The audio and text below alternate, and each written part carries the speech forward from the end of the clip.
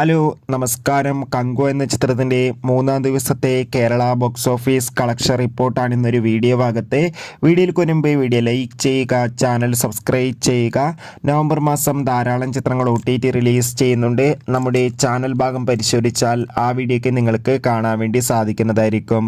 സൂര്യ നായകനായ ചിത്രമായിരുന്നു കങ്കുവ. ചിത്രത്തിന് മൂന്നാം ദിവസവും ഒരു ആവറേജ് ബുക്കിംഗ് ആയിരുന്നു കേരളത്തിൽ നടന്നിട്ടുണ്ടായിരുന്നത്. എന്നാലും എല്ലാ സിനിമാ പ്രേമികളും ഒരേപോലെയാണ് കങ്കു എന്ന ചിത്രത്തിൻ്റെ കളക്ഷൻ റിപ്പോർട്ട് അറിയാൻ വേണ്ടി കാത്തിരുന്നത്. ഫൈനലി ചിത്രത്തിൻ്റെ കേരളത്തിൻ്റെ മൂന്നാം ദിവസത്തെ കളക്ഷൻ റിപ്പോർട്ടൊക്കെ പുറത്തുവന്നിരിക്കുകയാണ്.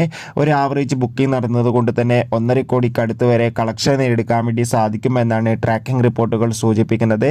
കാത്തിരിക്കാൻ നമുക്ക് കങ്കു എന്ന ചിത്രത്തിൻ്റെ കൂടുതൽ കളക്ഷൻ റിപ്പോർട്ടിനായി.